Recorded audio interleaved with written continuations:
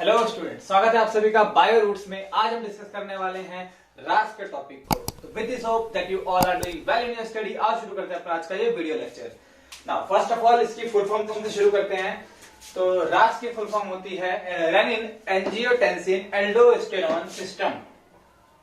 ये तो बेटा फुल फॉर्म है रास की।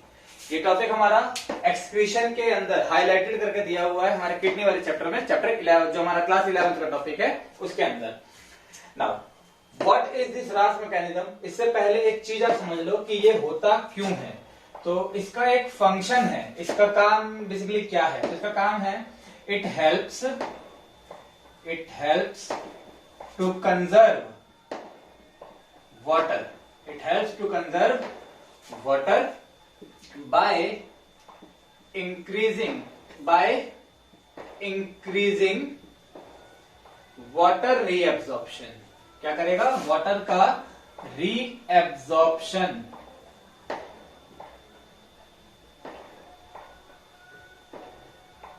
वाटर का रीएब्जॉर्प्शन क्या कर देगा? बढ़ा देगा। And many other ways. देखो किडनी के अंदर डीसीटी एंड कलेक्टिंग ट्यूब्यूल्स जो हमारी हैं उसके अंदर वाटर के सिक्रीशन, वाटर का जो रीअब्जॉर्प्शन है अगर उसे बढ़ा दिया जाए तो ब्लड के अंदर जो पानी है वो ज्यादा हो जाएगा, है कि नहीं। तो बेसिकली रास एक्टिवेट कब होता है? तो मैं यहां पे एक और चीज लिखता हूं। रास एक तरह का सिस्टम कब एक्टिवेट होता है? Activate when water level is low in blood. Blood के अंदर वाटर लेवल क्या हो जाए? कम हो जाए, तब कौन सा सिस्टम एक्टिवेट होता है? रास मैकेनिज्म एक्टिवेट होता है। ठीक है, रास मैकेनिज्म में हमारे को सबसे इंपॉर्टेंट चीज एक पता होनी चाहिए जिसका नाम है JGA, juxta glomerulus apparatus. Juxta glomerulus apparatus is the most important thing which initiate the whole RAS mechanism। Okay, चलो शुरू करते हैं। देखो इसमें जक्स्टाग्लोमेरुलस अपैरेटस में तीन चीजें हैं। तीन चीजें कौन कौन सी हैं? तो पहली चीज तो है हमारी बोमेन कैप्सूल, है ना। पहली चीज कौन है हमारी? Bowman capsule. बोमेन कैप्सूल के अलावा ये चीज है हमारी डीसीटी की ट्यूब्यूल। ये चीज क्या है हमारी? डीसीटी की ट्यूब्यूल। ठीक है, ये कहां पाया जाएगा? Cortex region of the kidney. अगर आप किडनी के डायग्राम को देखोगे तो किडनी में हमने पढ़ रखा होगा कि यहां पे अंदर की साइड कौन सा रीजन है? मेडुला, और बाहर कौन सा रीजन है? कॉर्टेक्स। तो नेफ्रॉन जो होते हैं उनका बोमन कैप्सूल और उनकी डीसीटी ये तो बाहर ही आती है, क्योंकि जो एलओएच है वो कहां होता है? वो तो अंदर होता है। तो ये बाहर वाले रीजन में, किडनी का जो बाहर वाला रीजन है उसमें क्या पाए जाते हैं? कॉर्टेक्स वाले रीजन में हमें JGA जक्स्टा ग्लोमेरुलस अपैरेटस होता है, जिसमें बोमन कैप्सूल दिख रहा होता है और क्या दिख रही होती है? डीसीटी दिख रही होती है। किसी भी एक नेफ्रॉन के अंदर जब आप डायग्राम बनाओगे तो आपको इस तरीके से बनाना होता है। एक बनाया आपने बोमन कैप्सूल, एक बनाया आपने पीसीटी, देन एलओएच के बाद में डीसीटी, और डीसीटी के बाद में हम बनाते हैं ऐसे कलेक्टिंग ट्यूब्यूल्स, है ना। इस तरह से कलेक्टिंग ट्यूब्यूल्स बनाते हैं। देखने में लगता है ये दोनों बहुत दूर दूर है, पर ऐसा नहीं है, ये बहुत ही पास पास होते हैं। उसका एग्जांपल ये रहा। तो जब आप इनको सुपीरियर विजन से देखोगे तो ये आपको कुछ इस तरह से दिखाई देगा। होप ये आपको समझ आ गया है। अब आगे चलते हैं। देखो बोमन कैप्सूल और डीसीटी, इन दोनों का और बीच में ये जो रेड कलर का हमारे पास में है पूरा एक नेटवर्क, इसे हम कहते हैं ग्लोमेरुलस, है ना। ये पूरा नेटवर्क क्या कहलाता है? ग्लोमेरुलस। तो जो हमारा ग्लोमेरुलस है इसके बीच, बोमन कैप्सूल के बीच और डीसीटी के बीच यहां पे एक पूरा अपैरेटस बनके तैयार होता है। इसे हम क्या कह रहे हैं? JGA juxta glomerulus apparatus. Juxta का मतलब होता है नियर बाय, पास में। तो ग्लोमेरुलस के पास में मौजूद सतह, पास में दिखने वाले सरफेस को क्या कहा गया है? Juxta glomerulus apparatus JGA। Hope ये आपको क्लियर हो चुका है। नाउ अगर आप देखो आपके पास में जो ग्लोमेरुलस है उसमें एफरेंट आर्टेरियोल यहां पर है ना। ये कौन सा है हमारा? Efferent arteriole. और ये कौन सा है? Efferent arteriole. एफरेंट आर्टेरियोल के पास में जो सेल है ये होते हैं smooth muscle cell, involuntary smooth muscle cell, यानी कि जो वॉल बनी हुई है हमारी आर्टेरियोल्स की ये किससे बनी हुई है? दोनों की, चाहे एफरेंट हो चाहे आर्टेरियोल हो, हमारे एफरेंट हो, दोनों में जो मसल्स लगी हैं, जो सेल लगी हैं इस ब्लड वेसल में, वो है स्मूथ मसल सेल। लेकिन आप एक बात ध्यान दोगे, जहां ग्लोमेरुलस बना और जहां पे डीसीटी पास में आया, वहां पे ये रेड वाले सेल नहीं बल्कि ब्लैक कलर से अलग से बना के दिखाए हैं मैंने। इस आर्टेरियोल के ऊपर स्मूथ मसल सेल की जगह कौन से सेल आ जाते हैं? जेजी सेल, जिन्हें हम कहते हैं जक्स्टा ग्लोमेरुलर सेल, यानी जो कहां पाए जाते हैं? ग्लोमेरुलस के पास में पाए जाते हैं। दोनों पे पाए जाएंगे, इफरेंट आर्टेरियोल पे भी और इफरेंट आर्टेरियोल पे भी मिलेंगे, ठीक है। और डीसीटी का वो रीजन जो ग्लोमेरुलस की तरफ लाए करता है, देखो ये वाला नीचे वाला हिस्सा, यहां पे अलग तरह के सेल हैं, और जो इससे दूर है वहां पे अलग तरह के सेल हैं। जो इसके पास सेल पड़ते हैं, जो इसकी तरफ सेल पड़ते हैं, उन्हें हम कहते हैं मैकुला डेंसा। क्या कहते हैं? Macula densa. अब इस मैकुला डेंसा और जक्स्टा ग्लोमेरुलस सेल्स के सरफेस के बीच में या ग्लोमेरुलस के बीच में, मैकुला डेंसा और ग्लोमेरुलस के बीच में ब्लू कलर से आपको सेल्स दिख रहे हैं, इन्हें हम कहते हैं एक्स्ट्रा ग्लोमेरुलर मेसेंजियल सेल्स या लासीस सेल्स भी इन्हें हम कहते हैं। क्या कहते हैं? लासीस सेल्स भी इन्हें हम कहते हैं, ठीक है। ये तीन सेल आपके इंपॉर्टेंट है, जिनको यहाँ पे क्लाउड के अंदर हमने कवर कर रखा है। पहला इंपॉर्टेंट सेल जिसको हमें सीरीज में याद करेंगे, सीक्वेंस में, तो फर्स्ट कौन सा याद करना है? मैकुला डेंसा, जो किसका है? डीसीटी का। देन सेकंड कौन सा याद करना है? जेजी सेल्स, यानी कि जक्स्टा ग्लोमेरुलर सेल्स, जो कि किसके ऊपर पाए जाते हैं? आर्टेरियोल्स के ऊपर पाए जाते हैं। और थर्ड कौन सा सेल है हमारा? लासी सेल्स होता है, ठीक है। इन तीनों से मिला करके क्या बनता है? हमारा जक्स्टा ग्लोमेरुलस अपरेटस बनके तैयार होता है। अगर ये क्लियर हो गया तो आपका रास मैकेनिज्म में आगे कोई प्रॉब्लम नहीं होने वाली है, क्योंकि आगे का बिल्कुल सिंपल फ्लो में याद हो जाएगा। एक चीज इसमें आपको समझा देता हूं कि जो हमारा रास मैकेनिज्म है उसके अंदर आपके मैकुला डेंसा और जक्स्टा ग्लोमेरुलर सेल्स तो पार्टिसिपेट करते हैं, बट लासी सेल्स का क्या पार्टिसिपेशन है ये अभी तक वेल नॉन नहीं है, ठीक है। वैसे लासी सेल्स का सारा फंक्शन ऐसा नहीं है कि अननोन है, कुछ बहुत फंक्शन पता है हमको। जैसे कि अगर मैं यहाँ पे लिखूं, आप इसे लिख लेना फिर मैं मिटा दूंगा। यहाँ पे जो हमारे लासी सेल्स हैं, इनका एक फंक्शन हमें ये पता है कि ये बनाते हैं इरेथ्रोपोएटिन। ये एक हार्मोन बनाते हैं जिसका नाम क्या है? Erythropoietin. This is an hormone. नाम को आप देखो तो erythro, it is the similarities, show something similarity between the RBCs, है ना, इरेथ्रोसाइट्स। तो इरेथ्रोपोएटिन ये जाता है बोन मैरो के पास में। और कौन सा bone marrow? Red bone marrow. Red bone marrow वो जगह है जहां पर हमारी आरबीसी बनती हैं, प्रोडक्शन हाउस, ठीक है ना। It is the production house of RBC. कहां पाया जाता है? फ्लैट बोन के अंदर। फ्लैट बोन्स के अंदर जो बोन मैरो होता है वो कैसा होता है? लाल रंग का होता है, इसीलिए उसे क्या कहते हैं? हम रेड बोन मैरो कहते हैं। वहीं पे आरबीसी बनती हैं, वहां पे जाता है इरेथ्रोपोएटिन और वहां पे एक प्रोसेस करवाता है। कौन सा प्रोसेस कराता है? वहां पे करवाता है इरेथ्रोपोएसिस। इरेथ्रोपोएसिस करवाता है। इरेथ्रोपोएसिस क्या होता है? इरेथ्रोपोएसिस का मतलब होता है प्रोडक्शन ऑफ आरबीसी, ठीक है ना। तो लासी सेल्स का एक फंक्शन, यानी किडनी के अंदर हार्मोन, जब आप पढ़ोगे हार्मोन वाले चैप्टर में तो आप देखोगे किडनी एक हार्मोन बनाते हैं, इसका नाम क्या है? इरेथ्रोपोएटिन। तो इरेथ्रोपोएटिन रेड बोन मैरो, जो हमारी बॉडी की फ्लैट बोन्स है, जैसे स्टर्नम है ना, यहाँ पे शोल्डर बोन है, पेल्विक बोन टाइप में, तो इन बोन्स में रेड कलर का बोन मैरो है। वहां पे रेड बोन मैरो में रेड ब्लड सेल्स बनते हैं। उनको बनवाने के लिए थोड़ा बेसिकली हेल्प करता है कौन सा? इरेथ्रोपोएटिन। इसे कौन बनाता है? लासी सेल्स बनाते हैं। लेकिन हम जब बात कर रहे हैं रास मैकेनिज्म की, रास मैकेनिज्म में लासी सेल्स का जो फंक्शन है वो अभी तक वेल नॉन नहीं है, इसीलिए हम फिलहाल लासी सेल्स को अपने इस वीडियो से बाहर रखेंगे। फिलहाल अभी इसको हम वीडियो में नहीं इंक्लूड करेंगे। तो हमें सिर्फ दो से काम करना है। पहला कौन सा है? मैकुला डेंसा, और दूसरा कौन सा है? जेजी सेल्स। देख रहे हो दोनों बिल्कुल पास पास में है ना, macula densa and Jazzy sales. देखो होगा क्या। तो स्टेप शुरू करते हैं हम रास मैकेनिज्म का। सबसे पहली चीज जो होगी, इवेंट नंबर 1, वो होगी मैकुला डेंसा में। कहां पे होगी? मैकुला डेंसा सेल्स में। मैकुला डेंसा सेल्स क्या करेंगे? तो ये करेंगे डिटेक्ट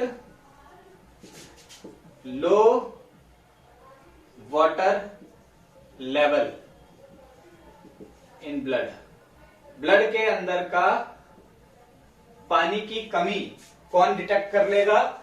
मैकुला डेंसा डिटेक्ट कर लेगा। ठीक है, इसके अलावा ओस्मो रिसेप्टर्स भी हमारी बॉडी में होते हैं जो हाइपोथैलेमस को रिपोर्ट करते हैं, वो भी हमारी बॉडी के अंदर लो वाटर लेवल को डिटेक्ट कर सकते हैं, बट रास मैकेनिज्म में उनका रोल नहीं है। तो मैकुला डेंसा यहाँ पे क्या कर रहा है? ब्लड लेवल के अंदर जो हमारा वाटर लेवल है उसे डिटेक्ट कर रहा है। ऐसा होने के बाद ये देगा एक मैसेज। क्या देगा? एक मैसेज। किसको देगा मैसेज? तो मैसेज देगा ये जेजी सेल्स को। किनको देगा? जेजी सेल्स को। सेकंड काम किसका है? तो juxtaglomerular cells, juxtaglomerular cells को, जेजी सेल्स को एक मैसेज दिया और इन्होंने प्रोड्यूस कर दिया एक हार्मोन जिसका नाम है रेनिन। सबसे पहला हार्मोन जो हमारे यहाँ पे बन के तैयार हुआ उसका नाम क्या रखा हमने? रेनिन। होप ये बात आपको समझ आ रही है। तो हमारा जो मैकुला डेंसा है उसने क्या डिटेक्ट करा? लो वाटर लेवल डिटेक्ट कर लिया ब्लड में। उसके बाद में मैसेज किसको दिया? जक्स्टा ग्लोमेरुलर सेल्स को। इन्होंने क्या बना दिया? रेनिन बना के तैयार कर दिया। ठीक, ये रेनिन डाल दिया जाएगा इन आर्टेरियोल में, है ना। तो रेनिन किस में डाल देंगे? ब्लड स्ट्रीम में। रेनिन किस में एंटर कर जाएगा? ब्लड के अंदर एंटर कर जाएगा। कोई दिक्कत तो नहीं यहाँ पे? अब होगा क्या? तो हम यहाँ पे इसको समझने के लिए एक ब्लड वेसल बना लेते हैं। मान लो ये बना लिया हमने ब्लड वेसल, ठीक है, ये क्या बना लिया हमने? Blood vessel. रेनिन किसके अंदर आ गया? ब्लड के अंदर आ गया।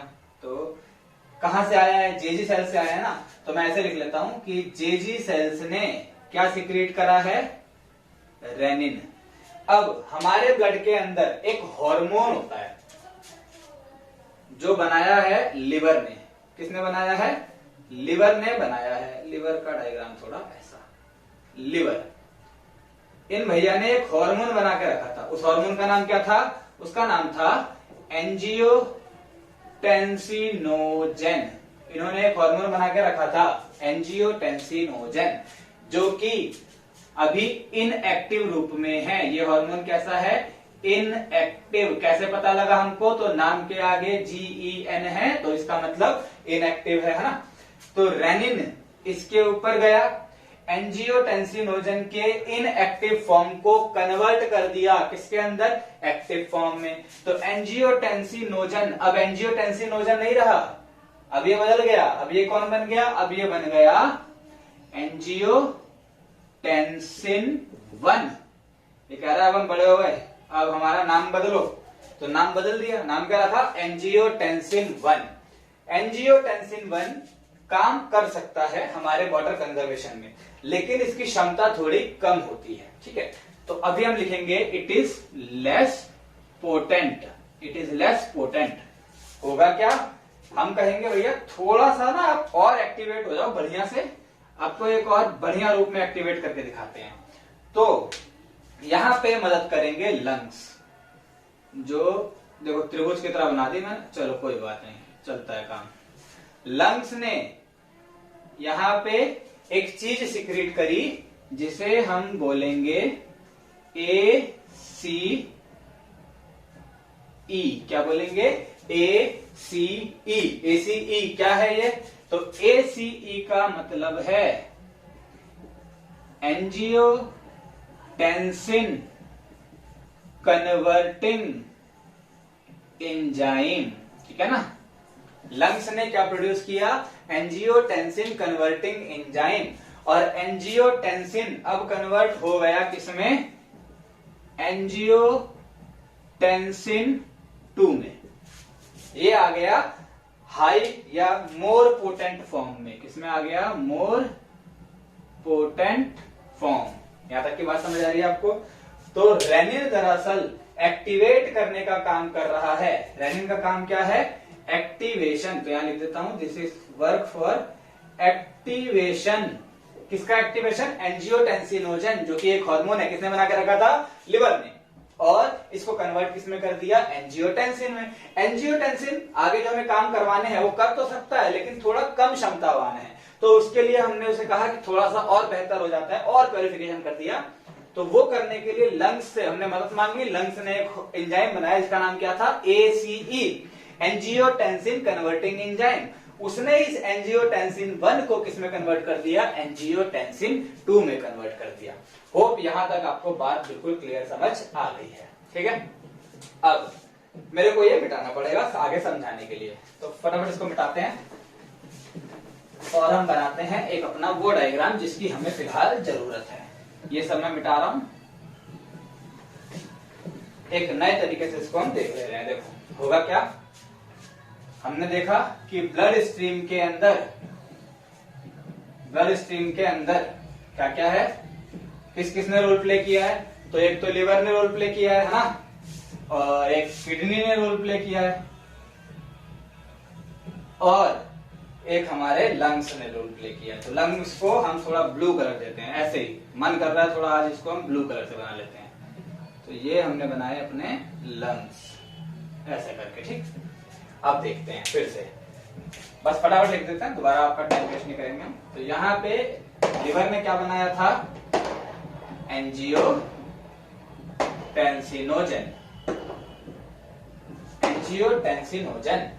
वहां पे इसको क्या दे दिया गया, रेनिन। इसे क्या दे दिया गया, रेनिन, जिससे कि ये हो गया एक्टिवेटेड होके क्या बना, ये बन गया एंजियोटेंसिन 1, ये बन गया एंजियोटेंसिन 1। और फिर लिवर की जगह अब यहाँ पे लंग्स ने दिया ACE, एंजियोटेंसिन कन्वर्टिंग एंजाइम, और ये कन्वर्ट हो गया एंजियोटेंसिन 2 के अंदर। ये लेस पोटेंट है और ये मोर पोटेंट है। अब हम बात करते हैं फंक्शन ऑफ एंजियोटेंसिन 2। एंजियोटेंसिन 2 क्या क्या करेगा, तो जैसा मैंने आपको बताया था कि ये हमारे को एट द एंड जो हमारा रास मैकेनिज्म है, बॉडी के अंदर वाटर रीअब्जॉर्प्शन बढ़ाएगा, ब्लड में वाटर की मात्रा को बढ़ा देगा। कैसे बढ़ाएगा, तो ये सबसे पहले तो कहां इफेक्ट करेगा, सबसे पहले तो भैया ये जाएगा घूमता हुआ एड्रीनल कॉर्टेक्स के पास, सॉरी एड्रीनल मेडुला के पास। किसके पास जाएगा, एड्रीनल मेडुला। तो जो हमारा किडनी के ऊपर एड्रीनल ग्लैंड होता है उसके अंदर वाले रीजन को कहते हैं मेड्यूला, जैसे किडनी में कहते हैं, बाहर वाले को कहते हैं कॉर्टेक्स। तो ये एड्रीनल मेडुला के पास गया और एड्रीनल मेडुला से इसने एक हार्मोन बनवाया जिसका नाम है एल्डोस्टेरॉन। क्या बनवाया, एल्डोस्टेरॉन बनवाया। एल्डोस्टेरॉन क्या करेगा, एल्डोस्टेरॉन बेटा जाएगा वो DCT and CT collecting tubules के पास में, और वहां दो काम करवाएगा। पहला काम करवाएगा absorption of sodium and water, दूसरा काम कराएगा रिमूवल ऑफ पोटेशियम। ठीक है, ये क्या कराएगा, removal of potassium and absorption of sodium and H2O, ये इसने करवा दिया। नेक्स्ट ये गया किसके पास, ये गया पोस्टीरियर पिट्यूटरी। अब आपको याद होगा कि पिट्यूटरी के दो पार्ट होते हैं, पिट्यूटरी बना लेते हैं यहाँ पे। पिट्यूटरी कितने पार्ट हैं, दो पार्ट हैं, एक है एंटीरियर पिट्यूटरी और एक है पोस्टीरियर पिट्यूटरी। ये हार्मोन को बनाती भी है और रखती भी है, तो दो काम करती है, प्रोड्यूस भी करती है हार्मोन और स्टोर भी करती है ना। लेकिन पोस्टीरियर पिट्यूटरी सिर्फ क्या करती है, स्टोर करती है। अब बनाती नहीं तो स्टोर कैसे कर रही है, ये हार्मोन इसके अपने नहीं है, जो हार्मोन ये स्टोर कर रही है दरअसल इसको उधार मिले हुए हैं, कहां से, हाइपोथैलेमस से। ठीक है ना, हाइपोथैलेमस के हार्मोन का स्टोरेशन किसके अंदर होता है, पोस्टीरियर पिट्यूटरी के अंदर होता है। इस पोस्टीरियर पिट्यूटरी ने एक हार्मोन स्टोर करके रखा था जिसका नाम है ADH, एंटी डाययूरेटिक हार्मोन। ठीक है ना, क्या नाम है, it is anti diuretic hormone. नाम से समझो बेटा, देखो यूरेटिक का मतलब होता है, जो डाययूरेसिस का मतलब होता है जो ज्यादा यूरिन प्रोडक्शन करे, और एंटी डाययूरेटिक का मतलब जो ज्यादा यूरिन प्रोडक्शन करने वाले प्रोसेस को बंद करे। जो ज्यादा यूरिन ना बनने दे। अगर ब्लड में से, अगर यूरिन में से पानी का मात्रा निकाल लो, देखो यूरिन का 95% तो वाटर ही होता है ना, केवल 5% हिस्सा जो होता है वो होता है हमारा सॉलिड वेस्ट, जिसे हम कह सकते हैं सॉल्यूट टाइप में जो मिला हुआ है। अगर मैं इस मात्रा की, पानी की मात्रा को कम कर दूंगा तो यूरिन की जो ओवरऑल कंसंट्रेशन है वो बढ़ जाएगी, यूरिन का ओवरऑल मात्रा जो अमाउंट है वो घट जाएगा। तो एडीएच, जिसे हम वैसोप्रेसिन के नाम से भी जानते हैं, इसी का नाम है वैसोप्रेसिन, ये जाएगा कहां पर, फिर से सीटी एंड डीसीटी के पास में, और वहां पे जाके क्या करवाएगा, इंक्रीज करवाएगा रीएब्जॉर्प्शन। क्या करवाएगा, इंक्रीज करवाएगा रीएब्जॉर्प्शन, किसका, रीएब्जॉर्प्शन ऑफ वाटर, है ना, रीएब्जॉर्प्शन ऑफ वाटर। इसके अलावा ये कहां हेल्प करने वाला है, हाइपोथैलेमस। हाइपोथैलेमस के पास में एंजियोटेंसिन 2 जाएगा और बॉडी में क्या स्टिमुलेट करवाएगा, थ्रस्ट, प्यास लगेगी, जिससे बॉडी में हम पानी पिएंगे और हमारे ब्लड में पानी की मात्रा बढ़ा दी जाएगी। ये समझ आ रहा है। इसके अलावा एक और जगह है, इसके अलावा ब्लड स्ट्रीम्स या ब्लड वेसल्स के अंदर, किसके अंदर, ब्लड वेसल्स के अंदर ये करवाएगा वासो कॉन्स्ट्रिक्शन, यानी कि ब्लड वेसल्स का सरफेस एरिया कम करवाएगा। और याद रखना, स्पेशली रेनिन की बात अगर मैं कर सकता हूं, वैसे रेनिन नहीं लेना ठीक होगा, लेकिन फिर भी मैं लिख देता हूं कि ये वासोकंस्ट्रिक्शन खास करके कहां होगी, तो इफरेंट आर्टेरियोल, इसमें इफरेंट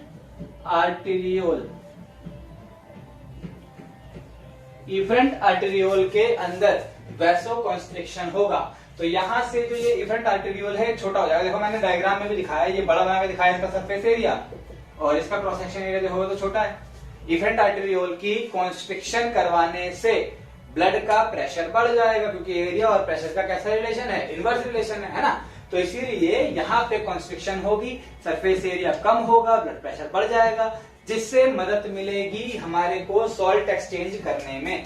ये हेल्प क्या करेगा, एट द एंड हेल्प, ये क्या करेगा हमारे को, it is help in exchange of salt.